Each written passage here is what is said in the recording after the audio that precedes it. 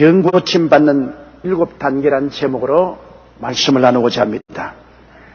열왕기하 5장 8절로 14절 이야기에 보면은 아람 왕의 군대 장관 나만이라는 사람이 나옵니다. 그는 키가 장대하고 권력이 크게 생긴 위대한 장군이었습니다. 그는 아람을 위해서 전투에 나가 많은 승리를 거두고 국민적인 영웅이 되었습니다. 많은 훈장을 타고 왕이 귀하게 여기고 온 백성들이 그를 사랑했습니다.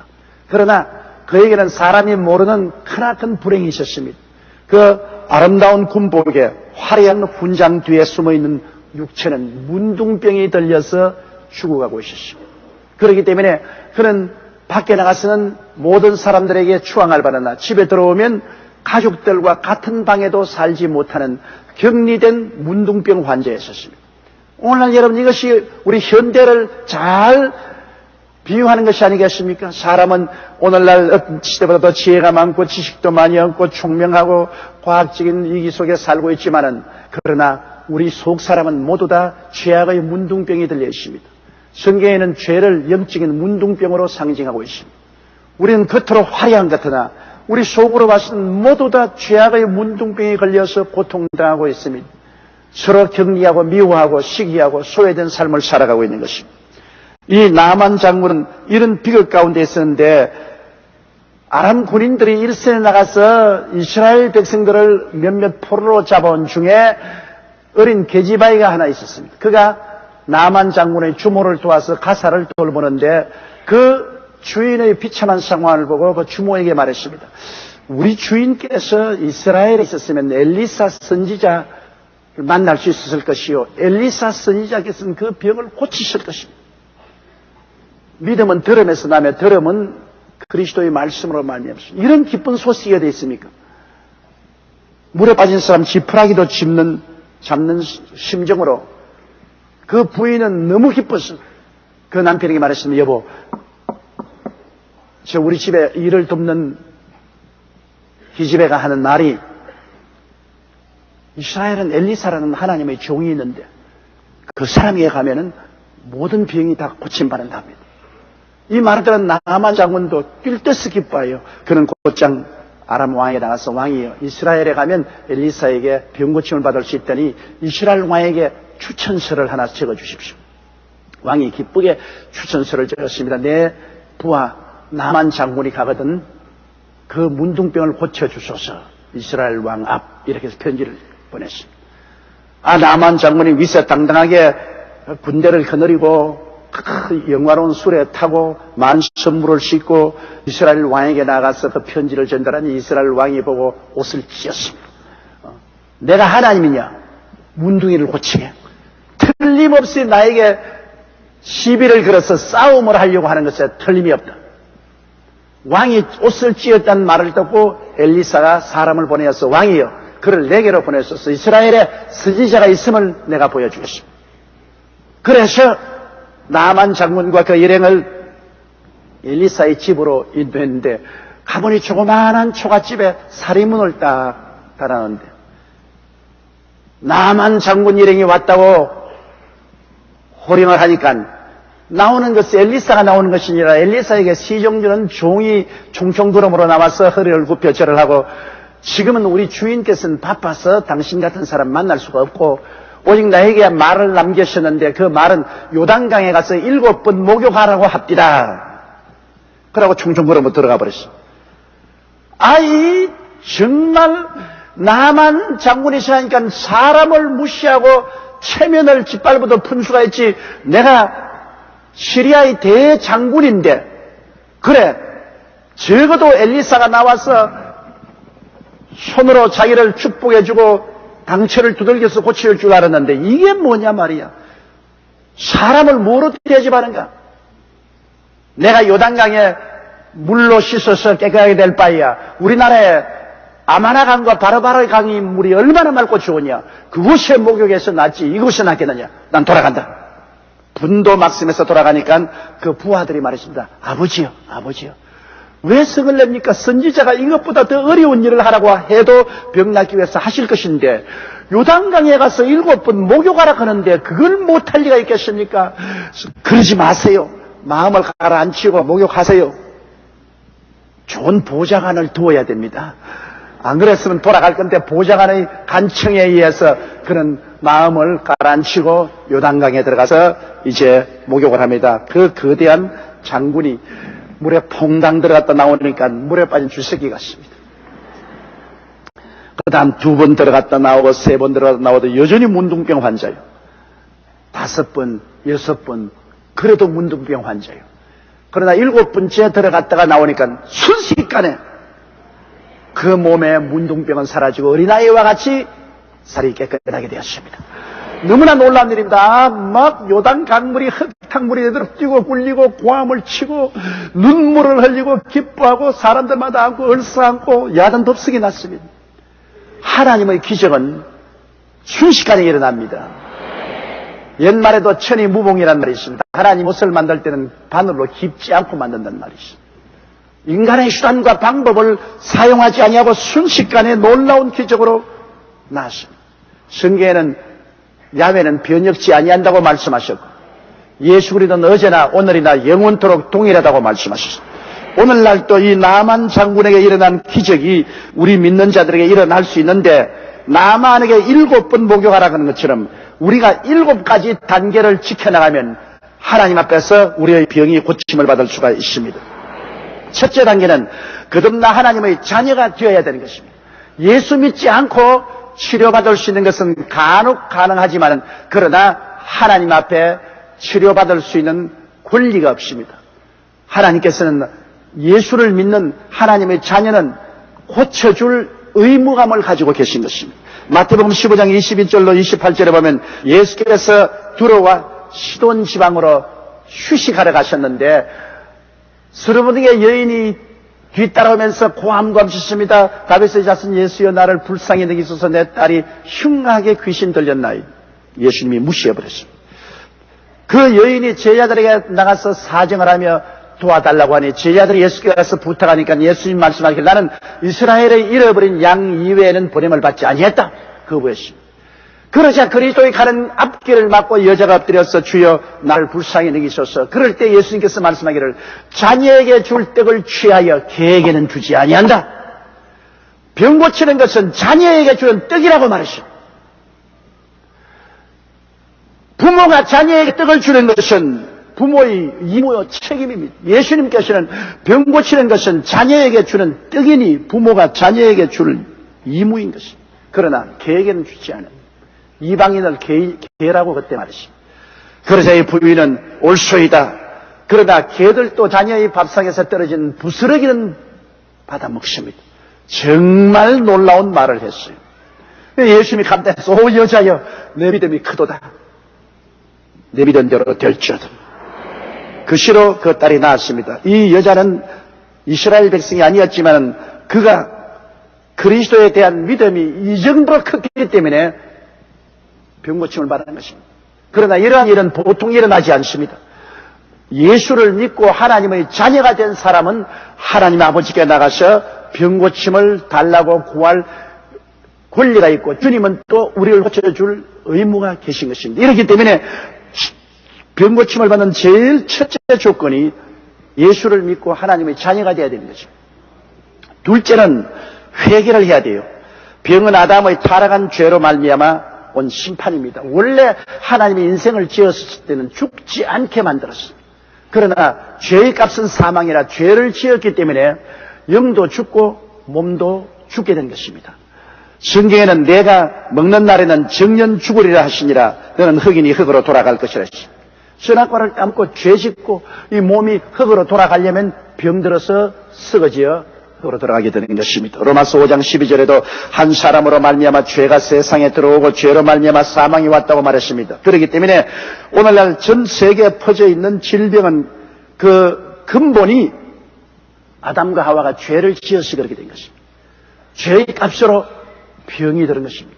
그렇기 때문에 모든 사람에게 병들 수 있는 가능성이 있습니다. 모든 사람이 죄를 범하였기 때문에 죄의 값은 사망인데 죄의 값으로 여러 가지 병이 다가오게 되는 것입니다. 그러나 직접적인 죄로 병이 오기도 합니다. 성경에 보면 요한복음 5장 14절에 38년 된 병자가 베데스다 연못에서 고침을 받고 난 이후에 예수님께서 성전에서 그 사람을 만나 이르시되 보라 내가 나았으니 더 심한 것이 생기지 않게 다시는 죄를 범하지 말라 했습니다.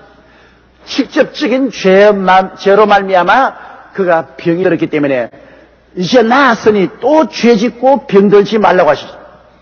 여러분 직접적인 죄로 병드는 것은 요사이 에이즈 병 보십시오. 아프리카는 에이즈로 말미암아 온 대륙이 멸망 상태에 놓여 있는 것입니다.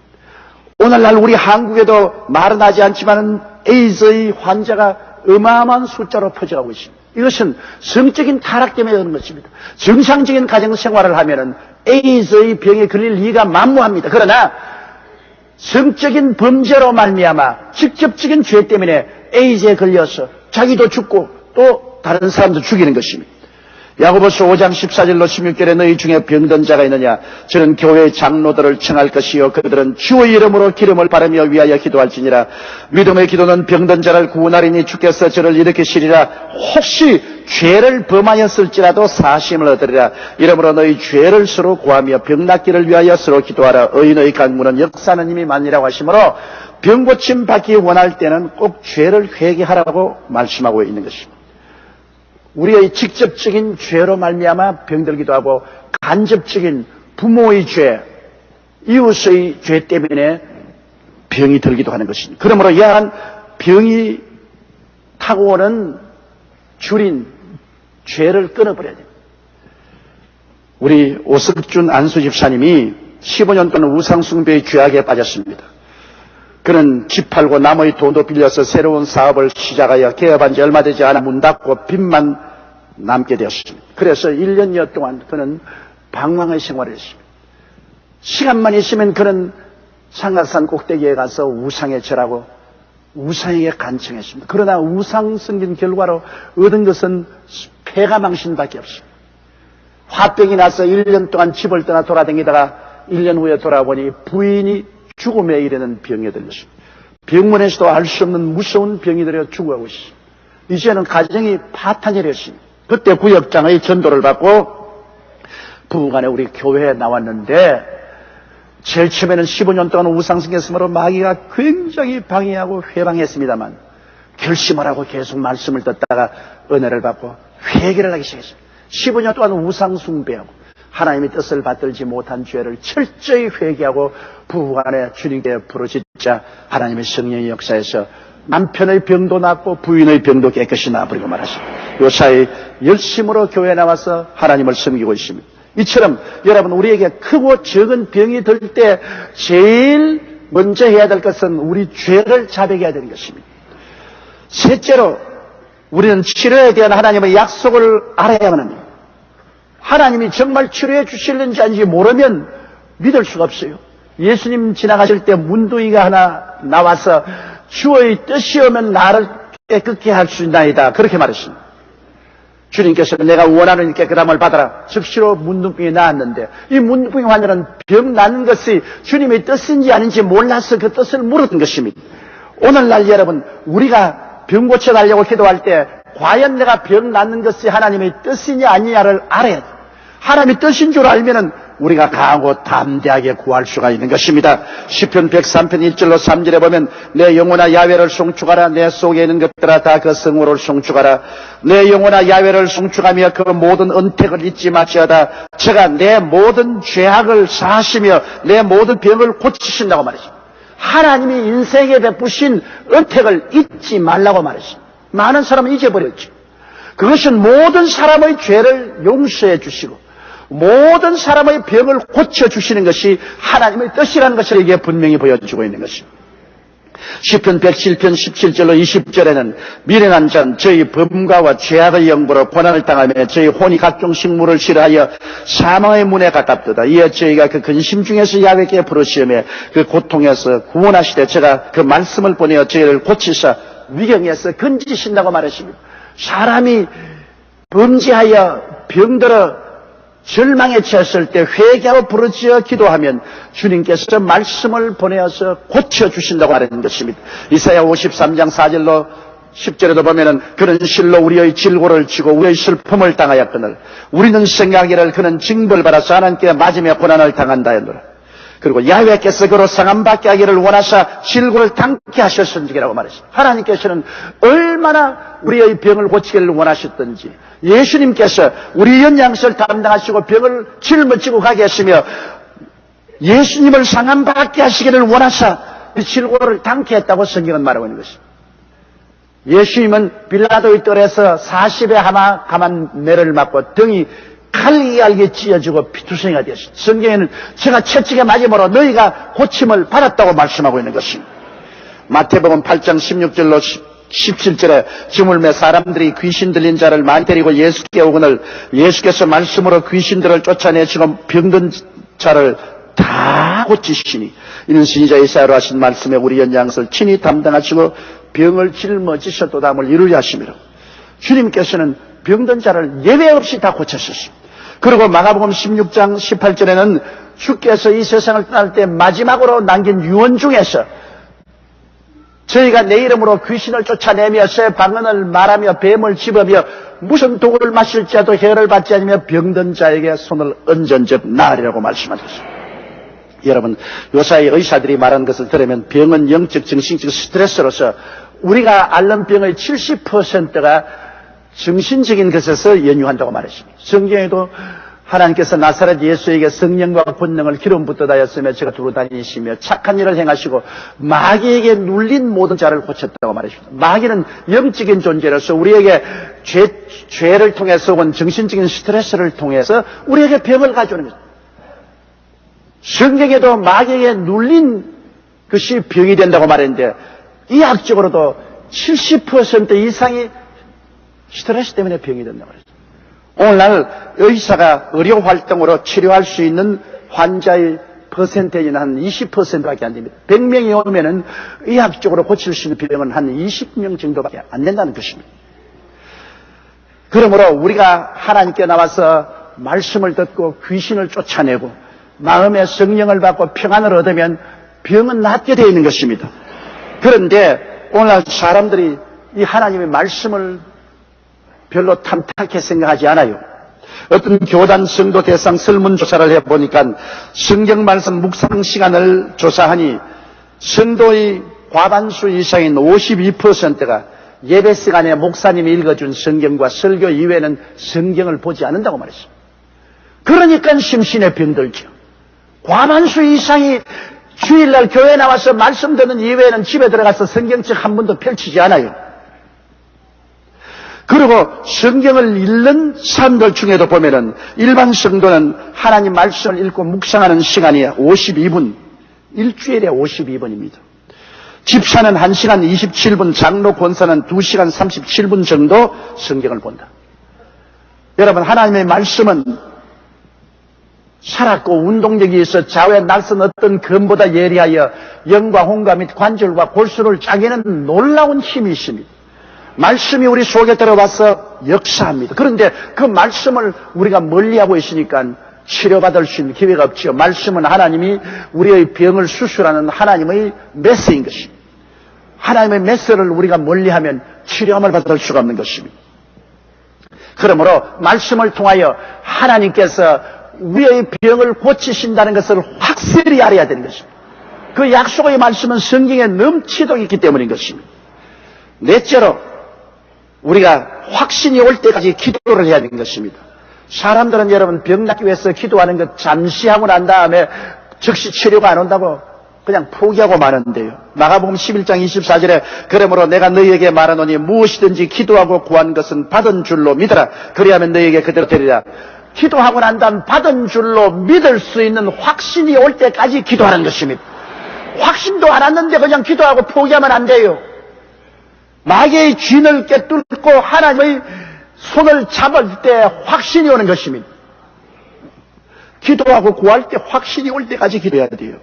누가복음 18장의 과부의 기도 보십시오.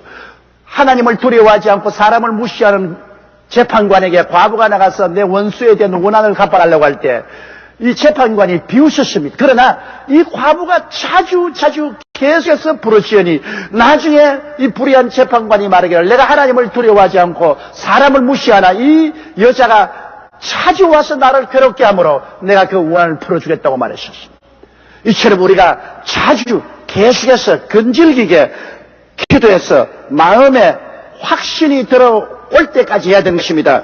히브리서 10장 38절에 오직 나의 의인은 믿음으로 말미암아 살리라. 또한 뒤로 물러가면 내 마음이 저를 기뻐하지 아니하리라. 기도 좀 하다가 안 되면 그만 포기해버리고 뒤로 물러갑니다. 그러면 아무것도 안 돼요. 한번 기도하면 끝까지 확신이 올 때까지 부르짖어야 해요. 시편 91편 15장 16절에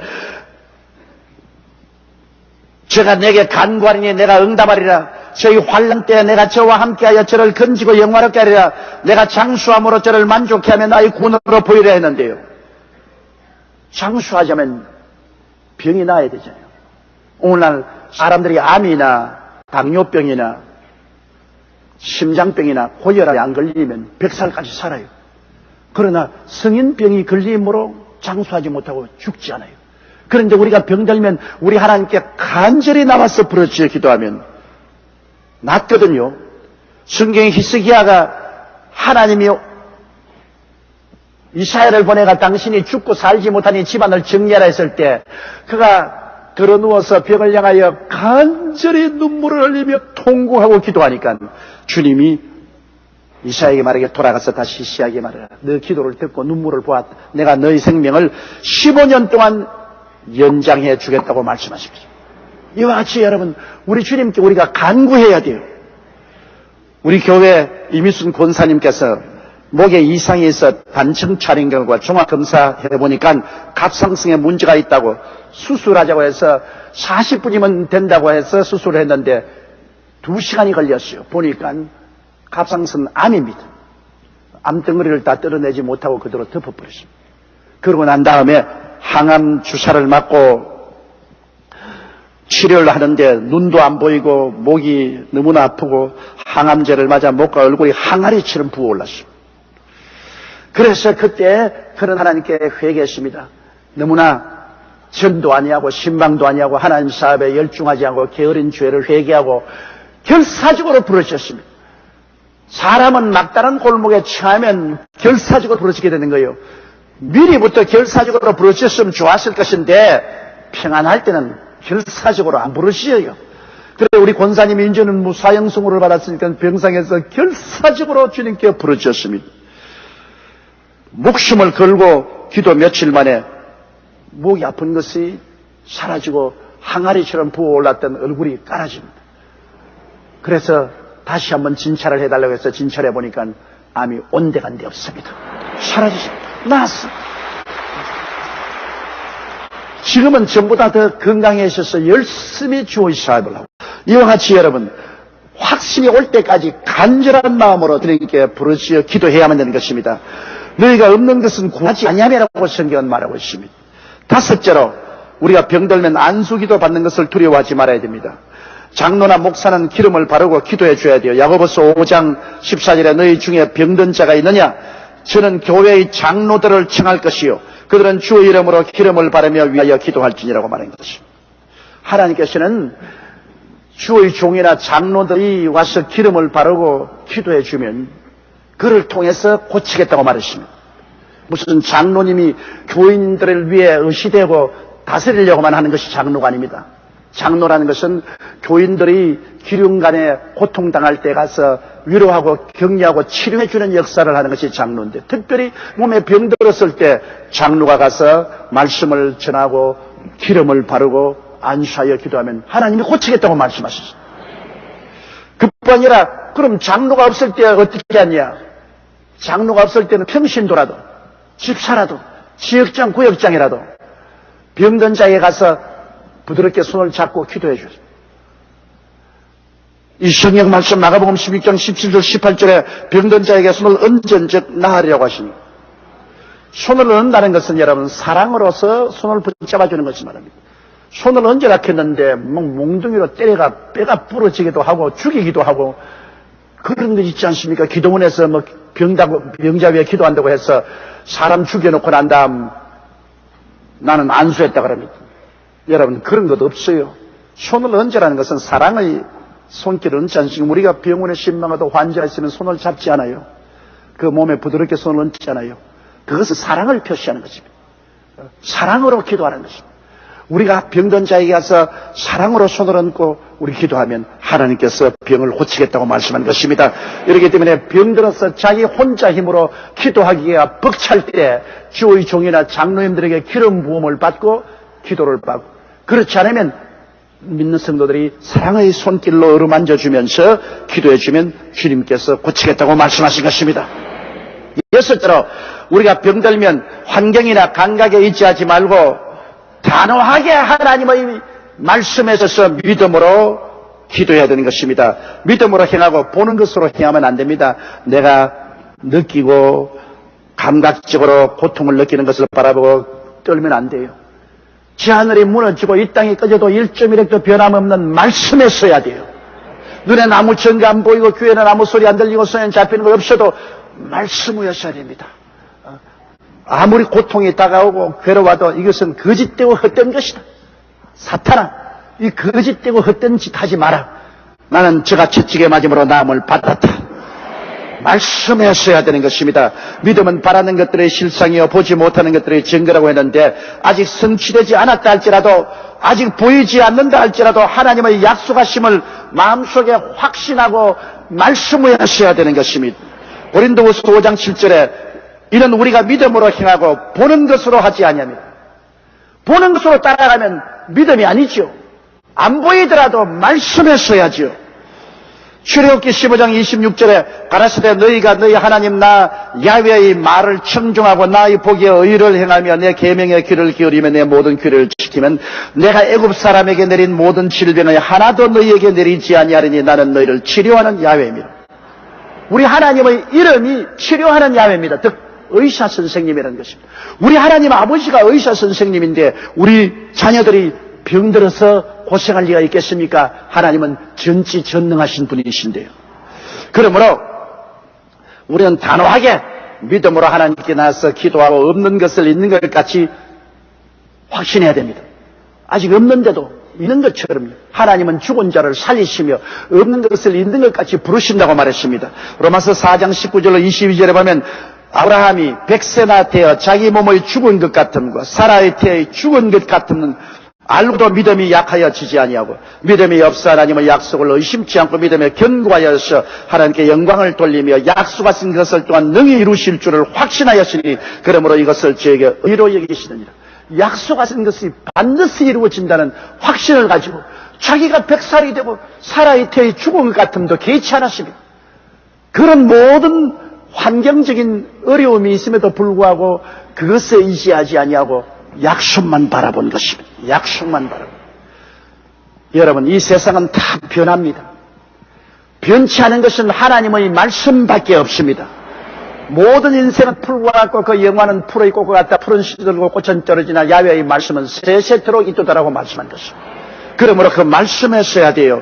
출애굽기 23장 25절로 26절에 보면은 너희 하나님 야훼를 섬기라. 그리하면 야훼가 너희 양식과 물에 복을 내리고 너희 중에 병을 제하리니 내 나라에 낙태하는 자가 없고 잉태치지 못하는 자가 없을 것이라. 내가 너희 날수를 채우리라. 하나님께서 우리 날수를 채우겠다 했습니다. 그럼 우리 날수는 뭡니까? 성경에는 노아홍수 이후로 우리 인생의 날수는 120년이 될 것이라고 말했습니다. 성경상으로 보면 여러분 다 120살까지는 살아야 돼요. 야훼 하나님을 잘 섬기면 하나님이 물과 양식에 복을 주셔서 병을 제하고 날수를 채우겠다고 말했습니다. 120살은 너무 기니까 그까지는 살지 마시고 그래도 짧아도 90까지는 사세요. 이 하나님 약속이 있는데요. 이러므로 우리가 단호히 믿어야 돼요. 그럴까? 그러지 마세요. 믿어야 돼요.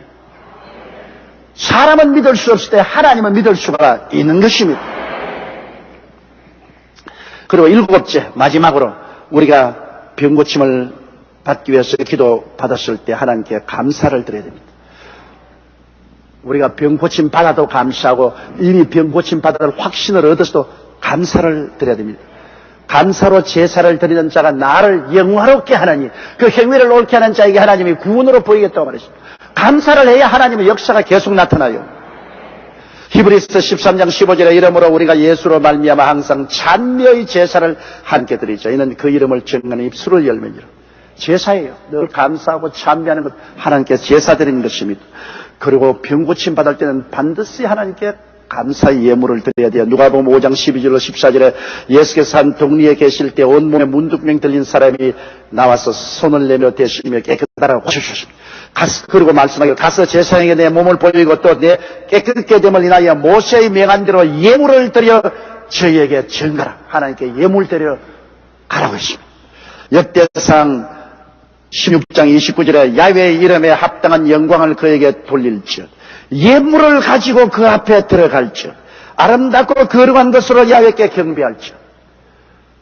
하나님께 여러분 우리가 감사한다면 내게 희생적인 예물을 드려야 될 것 아닙니까? 그냥 말만 가지고 감사한다는 것은 진실한 감사가 아니죠. 우리가 참으로 하나님께 귀한 예물을 가지고 나가서 야훼께 감사를 드리면 그 진짜 감사가 돼요. 이러기 때문에 우리가 하나님께 치료함을 받았을 때 반드시 예물을 드려 감사를 드려야 되는 것입니다. 예수께서는 사역의 3분의 2를 병 고치는 데 보내셨습니다.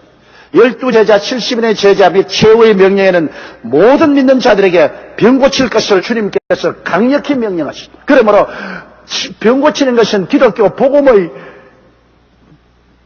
50%의 중요성을 가지고 있습니다. 죄사함과 병 고침은 손의 등과 앞과 같습니다.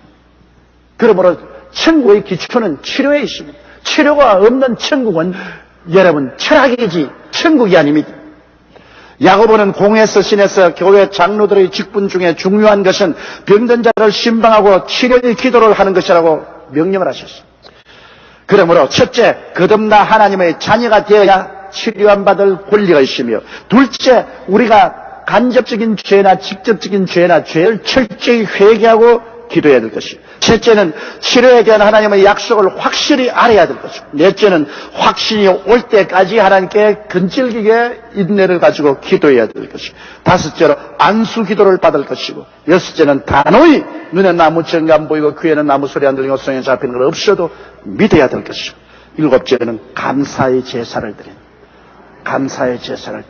그러면 하나님의 능력이 나타나서 오늘 우리는 모든 병에서 고침을 받고 하나님이 정하신 수명대로 살 수 있게 되는 것입니다. 우리 기도드리겠습니다. 사랑이 많으시고 거룩하신 하나님 아버지, 하나님의 치료의 은총과 역사를 진정으로 감사하고 찬송합니다. 아버지 하나님이시여, 하나님 아버지와 우리 주 예수 그리스도는 치료하는 하나님이십니다. 예수를 믿고 우리 영적인 문둥병인 죄에서 치료를 받고 육신적인 질병에서 치료받는 것을 감사드립니다. 아버지 하나님이시여, 예수 믿고 영적인 문둥병에서 고침받아 구원받은 우리들은 육신적인 모든 질병에서 고침을 받게 하여 주시옵시고 건강하게 살게 도와주옵소서. 예수님 이름으로 기도드립니다. 아멘. 오늘 저는 여러분과 함께 예수님의 치료의 은혜라는 제목으로 말씀을 나누고자 합니다. 자식을 기르는 부모는 자식이 잘못했을 때 징계를 하게 됩니다. 가장 가벼운 징계는 구지점이고 좀 더 무거운 징계는 벌을 받게 하고 채찍으로 종아리를 때리기도 합니다. 그러나 결코 자식이 고통스러운 심신에 병이 들도록 병균을 그 몸에 주입하거나 음식에 병균을 섞어서 먹이기가 그를 통해서 징계하는 일은 없습니다. 우리는 예수님을 믿고 하나님의 자녀가 되었습니다. 하나님께서도 우리의 잘못을 징계하십니다. 꾸짖으시고 여러 가지 벌을 내리십니다. 그러나 결코 흉악한 질병으로 때리시지는 않으십니다. 히브리서 12장 11절에 무릇 징계가 당신은 즐거워 보이지 않고 슬퍼 보이나 후에 그로 말미암아 연달한 자에게는 의의 평강한 열매를 맺는다고 말씀했습니다. 하나님은 세상의 부모보다 더 크신 사랑을 가지신 하나님 아버지십니다. 마태복음 7장 9절로 11절에 너희 중에 누가 아들이 떡을 달라 하면 돌을 주며 생선을 달라 하면 뱀을 줄 사람이 있겠느냐. 너희가 악한 자라도 좋은 것으로 자식에게 줄 줄 알거든 하물며 하늘에 계신 너희 아버지께서 구원한 자에게 좋은 것으로 주지 않겠냐고 말씀하고 계신 것입니다. 그러면 첫째로 병 고침 받는 것이 과연 하나님 우리 아버지와 예수님의 뜻인지 아닌지 이것을 우리 마음속에 확실히 해결해야 되는 것입니다.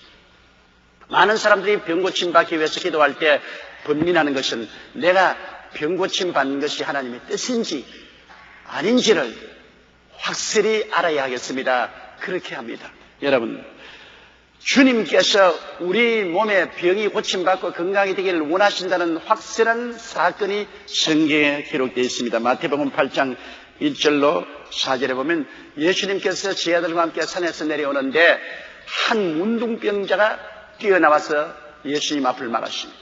이건 굉장한 사건입니다.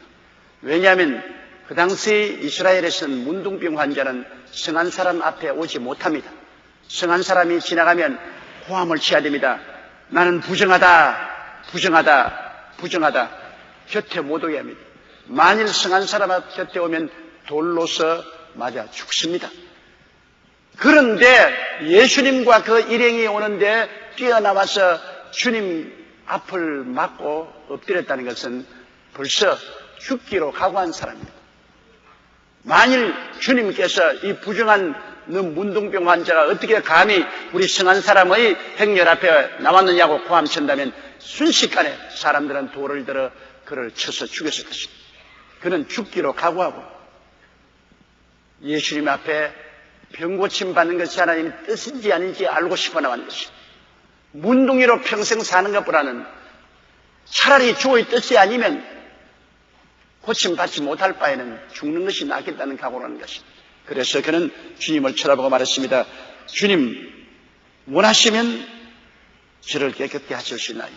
왜냐하면 깨끗이 할 수 있는 능력은 주님께서 가지고 계신다는 것을 이 문둥병 환자는 알았습니다. 하늘과 땅을 지으신 하나님의 아들이라는 것을 그는 시인한 것입니다. 주님은 무엇인지 하실 수 있으나 자기 문둥병이 낫는 것이 주의 뜻인지 아닌지 그걸 전혀 모르겠다는 것입니다. 그렇기 때문에 원하시면 저를 깨끗게 하실 수 있나이까? 그때 예수님이 뭐라고 말씀했습니까? 그 많은 사람이 보는 앞에서, 제 아들 앞에서 그 고름이 시끌시끌 나는 그 머리 위에 주님 손을 툭 얹으시면서 내가 원하노니 깨끗함을 받아라. 즉시 순식간에 고름은 사라지고 문둥병은 고침을 받고 그는 정상인이 되어버리고 마는 것입니다. 생기가 그 몸속에 풀어 들어와서 순식간에 그는 새 사람이 되어버리고 마는 것입니다. 주님은 이를 통해서 우리의 병 고치는 것은 결정적으로 주님의 뜻이라는 것을 보여주시겠습니다. 세상에 다 버림받은 문둥병 환자도 주님은 내가 원하노니 깨끗함을 받으라 하시고 고쳐주신 것입니다. 여러분, 그러므로 우리가 성경을 통해서 보면 죄사함과 병 고침을 주님께서는 언제나 동등하게 되겠습니다. 죄사함 따로 하고 병 고침 따로 하지 않으십니다. 언제나 죄사함이 있는 곳에는 병 고침이 있고 병 고침이 있는 곳에는 죄사함이 있어서 죄사함과 병 고침은 손의 안쪽과 등과 같이 하였습니다. 마태복음 9장 1절로 8절에 보면 예수께서 배에 오르사 건너가 본 동네에 이르시니 침상에 누운 중풍병자를 사람들이 데리고 오거늘 예수께서 저희 믿음을 보시고 중풍병자에게 이르시되 소자야 안심하라 내 죄사함을 받았느니라. 어떤 서기관들이 속으로 이르되 이 사람이 참남하도다. 예수께서 그 생각을 하시고 가라사대 너희가 어찌하여 마음에 악한 생각을 하느냐. 내 죄사함을 받았다 하느니라 하는 말과 일어나 걸어가라 하는 말이 어느 것이 쉽겠느냐. 그러나 인자가 세상에서 죄를 사하는 권세가 있는 줄을 너희로 알게 하려 하노라 하시고 중풍병자에게 말씀하시되 일어나 내 침상을 가지고 집으로 가라 하시니 그가 일어나 집으로 돌아가거늘 무리가 보고 두려워하며 이런 권세를 사람에게 주신 하나님께 영광을 돌리니라. 이 사건은 예수님께서 원수들 앞에서 행하신 것입니다. 주님이 와 계신 곳에 사람들이 인산인해로 모였습니다. 거기에 바리새 교인이나 교법사들, 주님을 비평하고 책 잡으려는 사람들도 기회를 노리고 앉아 있었습니다. 그런데 중풍병 걸린 사람이 예수님 앞에 나왔습니다. 그는 지붕을 뜯고 친구들이 밧줄로 매달아 내렸습니다. 예수님은 그 믿음을 보셨습니다. 믿음은 눈에 보이는 것입니다. 행함이 없는 믿음은 죽은 믿음이 아닙니다. 주님께서 그 믿음을 보시고 내 죄사함을 바랍니다. 이 사람은 마음속에 깊이 죄를 통회하고 자복하면서 주 앞에 나왔음에 틀림이 없습니다. 사람들은 겉으로 보나 주님은 속을 보았습니다. 그가 회개하고 자복하는 모습을 보시고 내 죄사함을 받았다고 하니까 그게 바리새 교인이나 교법사들이 마음속으로 어찌 사람이 감히 사람의 죄를 용서하는가? 하나님을 모욕하고 있다. 하나님 이외에 누가 죄를 사하는가? 그들은 예수님이 하나님인 것을 인정하지 않았습니다. 그때 예수님께서 아주 어려운 질문을 했습니다. 내 죄사함을 받았다는 것과 침상을 들고 집으로 돌아가라 한 말이 어느 것이 쉽겠느냐? 죄사함을 받았다는 말은 쉽지 않아요. 증거가 안 보이니까. 그러나 중풍에 걸려 옴짝도 못한 사람 내 침상을 들고 집으로 돌아가라는 말은 어렵지 않아요.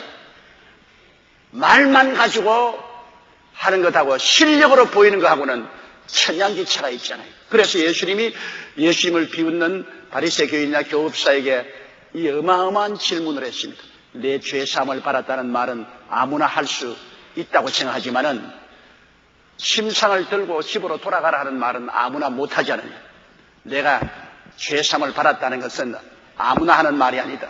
진실로 능력과 실력을 가지고 하는 말이다. 그 증거로서 이 사람 고치는 것 보아라. 내 침상을 들고 집으로 돌아가라. 즉시로 생기가 그 속에 들어오며 그 사람의 중풍된 몸은 다 고쳐지고 야들야들 부들부들해져서 일어나 침상을 걸머쥐고 군중 사이로 걸어나갔습니다. 예수님의 하시는 말씀은 그냥 허풍 말이 아닙니다. 실력이 뒤따른 것입니다. 죄사함을 받는 것은 그 결과로 병고침도 따라온다는 것을 보여주신 것입니다. 이러므로 주님은 죄사함과 병고침을 동시에 일어나는 역사로 생각했지 죄사함 따로 받고 병고침 따로 받는 것으로 생각하지 않았습니다. 그렇기 때문에 복음 증거에는 항상 치료의 역사가 따랐었습니다. 마태복음 8장 14절로 17절에 보면 예수께서 베드로의 집에 들어가자 그의 장모가 열병으로 앓아누운 것을 보시고 그의 손을 만지시니 열병이 떠나가고 여인이 일어나서 예수께 수종들더라. 저물매 사람들이 귀신 들린 자를 많이 데리고 예수께 오거늘 예수께서 말씀으로 귀신들을 쫓아내시고 병든 자를 다 고치시니 이는 선지자 이사야로 하신 말씀에 우리 연약한 것을 친히 담당하시고 병을 짊어지시도다 함을 이루려 하십니다. 여기에 예수님의 사역에는 항상 치료의 역사가 따랐습니다. 예수님 죄사함 따로 하시고 병고침 따로 하신 적이 없습니다. 주님 계신 곳에는 항상 죄사함과 병고침은 손과 손을 마주 잡고 같이 나타났던 것입니다. 베드로의 장모집에 들어갈 때 베드로의 장모가 열병에 걸렸습니다. 아마 요사의 말로 말하면 장질부사 이런 병에 걸린 것 같습니다. 장지부스. 그런데 예수님께서 그 장모의 손을 잡고 병을 꾸이셨으니 병이 즉시로 떠나가고 그 장모가 일어났습니다. 그러자 수많은 사람들이 귀신 들린 사람, 각종 앓는 사람을 데리고 오며 주님이 말씀으로 귀신 쫓아내시고 병든 자를 다 고쳤다. 한 사람 남김없이 다 고쳤다. 주님을 간절히 찾고 나오는 모든 죄인을 다 용서하시는 것 같이 주님을 간절히 찾고 나오는 모든 병든 자는 주님 다 고치신 것입니다. 여기에 특별히 볼 것은 병고침 받기를 소원하고 나오는 사람을 고쳐주셨지 주님이 병자를 찾아다니지는 않으셨습니다. 죄인도 회개하고 나오는 사람을 용서해 주시지 가만히 있는 사람 주님 용서해 주진 않습니다. 간절한 마음에 소원이 있어서 죄를 회개하는 사람 용서해 주시고 병 낫기를 소원해서 주님께 찾아 나오는 사람들을 주님께서 고쳐주신 것입니다. 여러분, 그러므로 이 복음서에 보면은 예수님께서는 천국 복음에는 반드시 병고침이 따른다는 것을 보여주신 것입니다.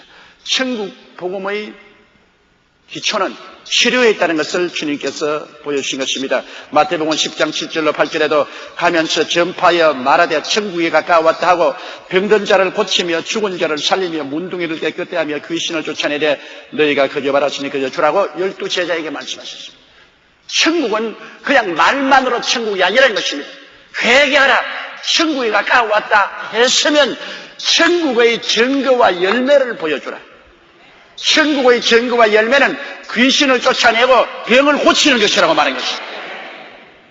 그럼 성경은 뭐라고 하십니까? 천국이 여기 있다 저기 있다도 못하리니 천국은 너희 안에 있느니라고 했으니, 예수님은 우리 안에 천국에 있으면 반드시 병 고침받는 열매와 증거가 나타나야만 된다는 것입니다. 예수님은 12제자에게만 그렇게 말씀한 거 아닙니다. 70인의 제자를 부르셔서 둘씩 각 촌락으로 보내서 복음을 전가하려 하실 때도 똑같은 명령을 하셨습니다. 누가복음 10장 8절로 9절에 어느 동네에 들어가든지 너희를 영접하거든 너희 앞에 차려놓은 것을 먹고 거기 있는 병자들을 고치고 또 말하기를 하나님의 나라가 너희에게 가까웠다라. 보십시오. 어느 집에 가든지 주는 음식 먹고 거기에 있는 병은 고쳐라. 공짜로 음식 먹고 나오지 말라. 음식 대접받고 그 집에 있는 병은 다 고쳐라. 그리고 말하기를 이것은 천국이 가까운 증거라고 말하라. 천국은 치료에 있는 것입니다. 치료는 천국의 기반인 것입니다. 치료 없는 천국은 상상할 수가 없습니다. 천국이 임한 곳에는 항상 치료가 임하신 것입니다. 성경에는 너희 두세 사람이 내 이름으로 모인 곳에는 나도 너희 가운데 있겠다고 했는데, 예수님은 천국의 왕이신데 천국의 왕이 계신 곳에는 천국이 임하여 계시고 천국이 임하여 계신 곳에는 치료는 반드시 따르게 되어 있는 것입니다. 둘째로, 치료는 예수 그리스도의 대속의 은총 속에 들어있습니다. 주님께서 반드시 천국의 증거로만 치료를 보여준 것도 아니고 불쌍히 내겠어요로 말미암아서만이 치료한 것은 아닙니다.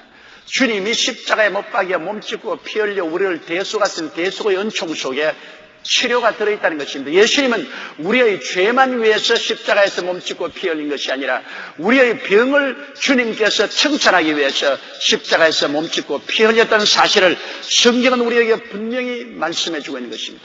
죄사함이 주님의 대속을 통해서 오는 것처럼 병고침도 주님의 대속을 통해서 우리에게 주어지셨다는 것입니다. 이사야 53장 4절에 그는 실로 우리의 질고를 지고 우리의 슬픔을 당하였거늘 우리는 생하기를 그는 징벌을 받아서 하나님께 맞으며 고난을 당한다 했노라. 예수님이 맞아서 고난당하는 것을 우리는 그냥 예수님께서 하나님께 맞으며 고난당한다고 생각했는데, 실로 그 내용인즉 우리의 질고를 지고 우리의 슬픔을 당했습니다. 우리 질병을 지고 병으로 다가오는 그 모든 슬픔을 예수님께서는 십자가에서 대신 짊어졌다고 말씀하고 있습니다. 이사야 53장 5절에도 그가 찔림은 우리 허물을 인하며 그가 상함은 우리 죄악을 인함이라. 그가 징계를 받음으로 우리가 평화를 누리고 그가 채찍에 맞음으로 우리가 나음을 입었다고 말씀하고 있는 거죠. 이게 똑같이 허물을 주님께서 대속하시고 죄를 대속하시고 우리의 징계를 대속하심 같이 우리의 병도 주님께서 채찍에 맞으심으로 대신 다 청산해버렸다고 말씀하고 있는 것입니다. 주님께서 우리 위해서 대신 갚으셨습니다. 우리가 또 갚을 필요가 어디에 계십니까? 예수님의 몸짓고 피 흘려 갚은 것을 우리가 재차 갚을 이유는 없는 것입니다. 이사야 53장 10절에 야훼께서 그로 상한받게 하시기를 원하사 질고를 당케 하셨은지라고 말했습니다. 하나님께서 소원이 있습니다. 예수님께서 상함을 받아서 우리 질고를 당하는 것이 하나님의 소원이었습니다. 하나님이 얼마나 우리가 병하는 것을 원치 않았기에 예수님 보시고 너가 대신 상처받아라. 그래서 내 소원을 이루어라. 모든 사람들 너를 믿고 나는 사람마다 병에서 노연함 받게 하기를 나는 소원한다고 주님께서 말씀하신 것입니다. 그러므로 우리는 잊지 말아야 될 것은 하나님께서 우리에게 베풀어 주신 은택을 무시하지 말아야 됩니다. 하나님 우리에게 베푸르신 은혜를 우리가 무시해버리고 감사할 줄을 모르면 어떻게 되겠습니까? 성경 시편 103편 1절로 3절에 내 영혼아 야훼를 송축하라. 내 속에 있는 것들아 다 그 성으로 송축하라. 내 영혼아 야훼를 송축하며 그 모든 은택을 잊지 말지어다. 많은 예수 믿는 사람들이 하나님의 은택을 잊어버리고 있습니다. 감사하지도 아니하고 은택을 누리지도 않습니다. 하나님이 주신 은책을 우리가 감사히 받아들이고 누리기를 하나님 원하시는 것입니다. 그럼 그 은택이 무엇입니까? 저가 내 모든 죄악을 사하시며 내 모든 병을 고치신다고 말했습니다. 죄사함과 병 고침은 똑같이 주님이 베풀어 주시는 은택이라고 말씀하고 있는 것입니다. 모든 죄가 회개할 때 용서합니다. 만일 우리가 우리 죄를 자백하면 전 미쁘시고 이로우사 우리 죄를 사하시며 모든 불의에서 우리를 깨끗게 하신다고 말씀합니다. 그처럼 우리가 가진 온갖 병을 다 가지고 주님께 나와서 죄를 회개하고 치료받기를 원하면 주님이 고쳐주는 은혜를 베풀어 주시는 것입니다. 이 은택을 잊지 말라고 말하는 것입니다. 우리가 잊으면 안 돼요. 오늘 많은 사람들이 잊어버리고 있습니다. 많은 강단에서 치료하는 은혜를 설교하지 않습니다. 성도들이 그 진리를 깨닫지 못하고 잊어버리기 때문에 하나님의 은택을 받지 못하고 감사히도 못하고 있는 것입니다. 우리는 절대로 용서와 치료를 분리시키서는 안 됩니다. 주님은 우리의 죄사함과 우리의 치료를 동시에 언제나 허락하셨지 이것을 분리해서 말씀하지 아니하셨습니다. 베드로전서 2장 24절에도 베드로는 말하기를 신이 나무에 달려 그 몸으로 우리 죄를 담당하시는 우리로 죄에 대하여 죽고 의에 대하여 살게 하려 하심이라 저가 채찍에 맞음으로 너희가 나음을 얻었나니라고 말씀하고 있는 것입니다. 여기에 하나님의 수사도인 베드로가 복음을 말씀할 때 죄사함과 함께 치료를 동시에 말했습니다. 우리로 죄에 대하여 죽고 의에 대하여 살게 하기 위해서 주님이 십자가에 매달렸고 채찍에 맞은 것은 우리로 나음을 얻게 하기 위해서 그렇게 했다고 말씀한 것입니다. 그러므로 베드로를 중심으로 해서 12사도가 복음을 전가할 때 그들은 어느 곳에 가나 죄사함을 전하고 예수 그리스도 이름으로 귀신을 쫓아내고 병을 고쳤습니다. 이런 사도적인 복음인 것입니다. 오늘날 여러분 우리가 이 복음을 전하지 않는다면 사도적인 전통을 저버린 것입니다. 사도적인 가르침을 저버린 것입니다. 예수 그리스도의 십자가의 은혜를 반만 쪼개서 전도하고 반은 내버린 것이 되고 마는 것입니다. 예루살렘 공회의 회장이었던 예수님의 동생 야고보는 온 교회에 편지하실 때 야고보서 5장 15절로 16절에 이렇게 말했습니다. 믿음의 기도는 병든 자를 구원하리니 주께서 저를 일으키시랴. 혹시 죄를 범하였을지라도 사하심을 얻으리라. 이러므로 너희 죄를 서로 구하며 병 낫기를 위하여 서로 기도하라. 의인의 간구는 역사하는 힘이 많으니라. 치료와 용서를 명령했습니다. 그냥 해도 좋고 안 해도 좋다고 말하지 않았었습니다. 너희 죄를 서로 구하고 병 낫기를 위하여 기도하라. 명령입니다. 사도시대에 총회장이었던 야고보가 온 교회에게 낸 공적 문서인 것입니다. 너희 중에 병든 자가 있느냐? 저는 교회 장로들을 청할 것이다. 저들은 기름을 바라며 위하여 기도할지니라. 믿음의 기도는 병든 자를 구원하리니 주께서 저를 일으키시리라. 혹시 죄를 범하였을지라도 사하심을 얻으리라. 그러므로 너희 죄를 서로 구하며 병 낫기를 위하여 기도하라. 의인의 간구는 역사하는 힘이 많다. 그렇게 말씀한 것입니다. 그러므로 우리는 적극적으로 치료와 죄의 용서를 위해서 교회에서는 기도해야 되는 것입니다. 그럼 셋째로 성경이 가르치는 치료의 방법은 어떤 것입니까? 어떻게 해서 병을 고쳐야 되겠습니까? 성경에는 안수함으로 병을 고치라고 말한 것입니다. 예수님은 부활 승천하신 후에도 제자들에게 병 고치는 일을 계수하라고 명령하셨는데 마가복음 16장 17절로 18절에 믿는 자들에게 이런 표적이 따르리니 곧 저희가 내 이름으로 귀신을 쫓아내며 새 방언을 말하며 뱀을 집으며 무슨 독을 마실지라도 해를 받지 아니하며 병든 사람에게 손을 얹은즉 나으리라고 말씀합니다. 하나님 아버지께서는 예수 그리스도 이름으로 병자에게 손을 얹은즉 그 손을 통해서 성령의 생기가 흘러들어가서 병을 고치겠다는 것입니다. 여러분 어떤 사람도 부모가 세상을 떠실 때 유언을 하시면 그 유언에 귀를 기울이고 최선을 다해서 그 유언을 이루려고 합니다. 예수님이 마가복음 16장 17절로 18절은 유언입니다. 주님이 이 세상을 떠나기 전에 마지막으로 제자들에게 남긴 말인 것입니다. 예수님의 유언을 우리가 무시하면 안 되죠. 그 유언 중에 너희가 내 이름으로 귀신을 쫓아내고 병든 자에게는 손을 얹으면 낫는다고 말했으므로 우리 예수 믿는 사람은 가는 곳마다 예수님의 유언을 따라서 귀신을 쫓아내고 병든 자를 고쳐야만 하는 것입니다. 치료는 우리 기독교 복음의 편만한 은혜인 것입니다. 그리고 기름을 바르고 또 기도해서 고치라고 말했습니다. 마가복음 6장 12절로 13절에 제자들이 나가서 회개하라 전파하고 많은 귀신을 쫓아내며 많은 병인에게 기름을 발라 고치더라. 귀신은 말씀으로 쫓아내지만 병을 고칠 때는 기름을 발라 고칩니다. 저도 수요일 날 안수할 때는 기름을 발라서 안수하고 기도합니다. 기름은 상징적인 의미가 있습니다. 성령을 상징합니다. 그러므로 병이 낫는 것은 사람의 힘으로 낫는 것이 아니라 성령의 생기가 들어와서 낫는다, 그 말씀인 것입니다. 여러분, 에스겔 골짜기에 마른 뼈다귀 보십시오. 뼈다귀들이 살이 올라서 누웠어도 하나도 살아있지 않습니다. 그러나 에스겔이 생기야 들어오라, 사방에서 바람이 불더니만 모두 다 살아 일어나니 큰 군대더라고 말한 것입니다. 바로 그 생기는 성령의 역사를 말하는 것인데, 기름을 바르라는 것은 성령의 생기가 들어와서 고침을 받기 때문에 사람의 생각으로 도저히 불가능한 병도 성령의 창조적인 역사로서 나을 수가 있다는 것을 표시하는 것입니다. 우리 믿음에 도움이 되는 것입니다. 안수하는 것에다가 기름을 바를 때 우리는 그 눈으로 보고 성령의 역사십니다. 성령의 능력으로 병고침을 받는 더 큰 확신을 얻을 수 있기 때문에 성령을 발라서 치료함을 받는 역사를 베푼 것입니다. 야고보서 5장 10절에도 너희 중에 병든 자가 있느냐 저는 교회 장로들을 청할 것이요 그들은 주의 이름으로 기름을 바르며 위하여 기도할지라고 말한 것입니다.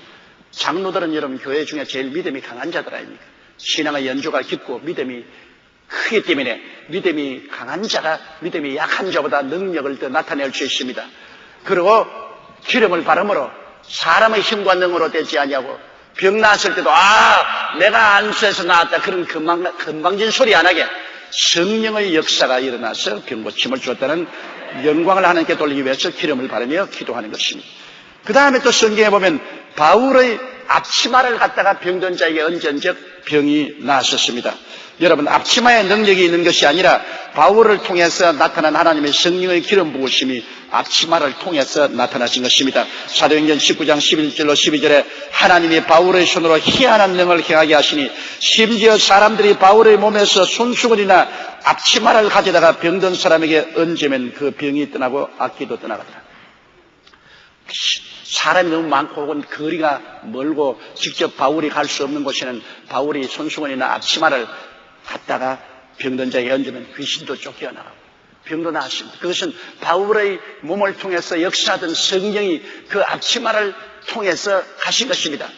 옛날에 하나님 앞에 제사장이 입고 나간 옷은 그 옷 자체도 거룩함으로 그 옷을 입고 바깥 사람에게 나가지 못했습니다. 그 옷에 손을 대는 것마다 다 거룩해졌습니다. 그처럼 오늘날 성령의 능력으로 역사하면 그 성령의 역사가 사람 몸을 통해서 입은 옷까지도 거룩하게 만들고 하나님의 영광이 같이 따르게 하는 것입니다. 작년 8월 21일 수요 예배 후에 박예숙 셀 리더가 큰 시숙이 간경화에 시달리면서 있는 응급실에서 생명을 잃을 위험이 있다고 말했습니다. 그래서 그가 가져온 손수건을 간절히 안수하고 기도해서 그 손수건을 보냈습니다. 그는 큰 시수가 아픈데 그 손수건으로 닦아드리고 그 손수건으로 얹고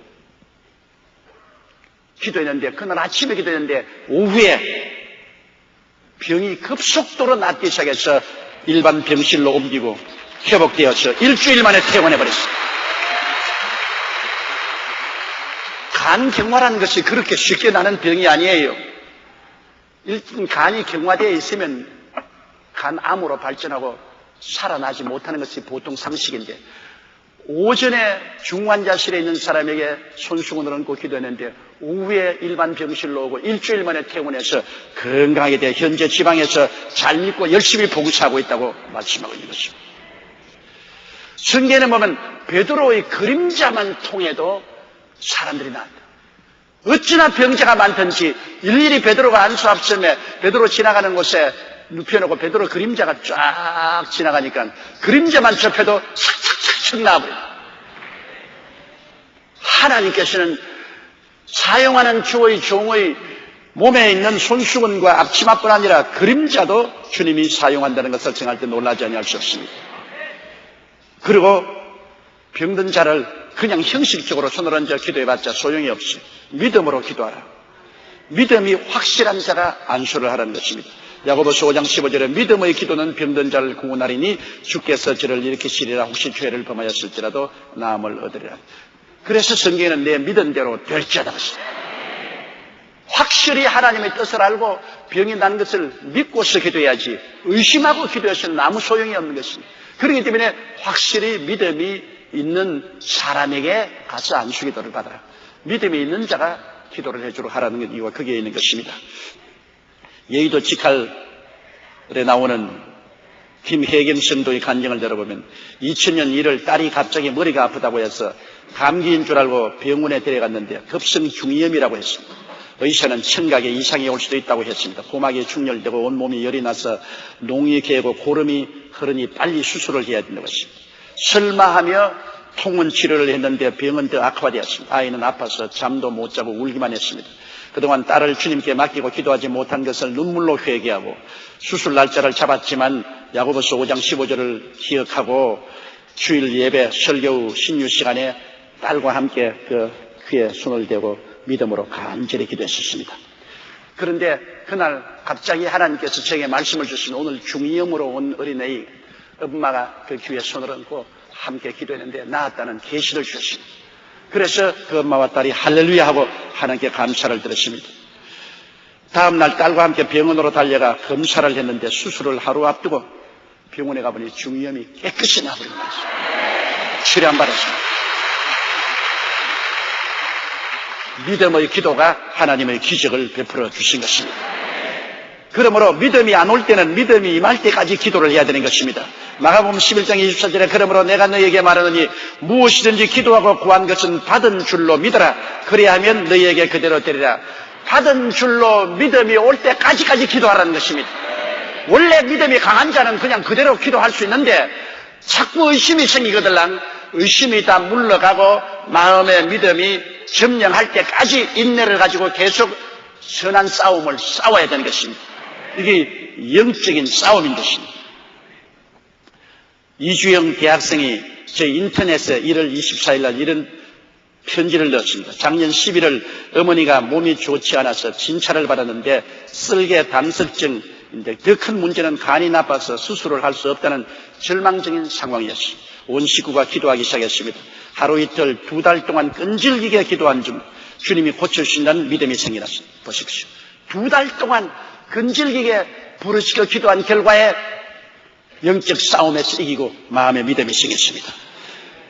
그래서 더 간절히 부르짖으며 지난주 다시 검사를 받았고 그저께 1월 24일 결과를 통보받았는데 놀랍게 썰개 담석이 사라지고 간도 정상 수치가 되었다는 것을 완전히 나았다는 통보를 받았는데 그 하루 전날 밤 어머니 꿈에 당회장님이 나타나서 어머니가 안수를 받으려고 하자 당회장이 하는 말이 성도님이 남편도 전도했고 가족들 모두 다 잘 믿고 기도 많이 하니 안수 안 받아도 이젠 됐어요 하더라는 것입니다. 그대로 수술을 안 해도 되도록 주님이 고쳐주신 것입니다. 영적 싸움에 이긴 것입니다. 처음에는 믿음이 안 생겼어요. 그러나 2달 동안 온 가족이 결심하고 계속 영적 싸움을 한 결과에 2달 만에 온 가족이 다 회개하고 다 예수 믿고 하나님께 나오고 믿음이 생겨나고 확신이 오고 그리고 담석증도 간도 깨끗이 나버리고 마는 것입니다. 믿음이 임할 때까지 기도를 해야 되는 것입니다. 우리가 확신하는 것은 병은 하나님의 뜻이 아니며 치료는 하나님이 원하시는 바라는 것입니다. 병에는 그 배후에 직접 혹은 간접으로 죄와 마귀가 도사리고 있습니다. 그 때문에 우리가 병 낫기 위하여 기도드릴 때 깊은 회개와 헌신이 필요하며 악한 마귀를 단호히 대적하고 물리쳐야 되는 것입니다. 죄사함을 받고 마귀를 대적하여 쫓아내고 병고침을 부르실 때 주님은 우리를 고쳐주시는 것입니다. 요한 3서 2절을 말씀은 어제나 오늘이나 영원하신 하나님의 진리입니다. 사랑하는 자여 내 영혼이 잘됨같이 범사에 잘되며 내가 강건하기를 내가 강구하노라. 내 영혼아 야훼를 송축하라. 내 속에 있는 것들아 다 그 성호를 송축하라. 내 영혼아 야훼를 송축하며 그 모든 은택을 잊지 말지어다. 제가 내 모든 죄악을 사하시며 내 병을 고치시며 내 생명을 파멸해서 구속하시고 인자와 긍휼로 관을 세우시며 좋은 것으로 내 소원을 만족케 하사 내 청춘으로 독수리같이 새롭게 하시는도다. 다 같이 고개 숙여 기도드리겠습니다. 사랑이 많으시고 거룩하신 하나님 아버지, 주님이 은혜를 베풀어 주셔서 오늘날 우리에게 죄사함만 주실 뿐 아니라 병도 고쳐주시고 우리 생명을 파멸해서 구속하여 주심을 감사하옵나이다. 우리 영혼이 잘됨같이 범사에 잘되며 강건하고 생명을 얻되 풍성히 얻도록 도와주심을 감사합니다. 오늘 문둥병 환자가 주님은 능력이 있으나 고치는 것이 뜻인지 몰라서 목숨을 걸고 주 앞에 나와서 부르신 것처럼 우리 주님께 부르짖어 기도하여 모두 다 죄사함과 동시에 병고침을 받게 도와 주시옵시고 마귀의 속박에서 해방되게 도와 주옵소서. 예수님 이름으로 기도드리옵나이다. 아멘.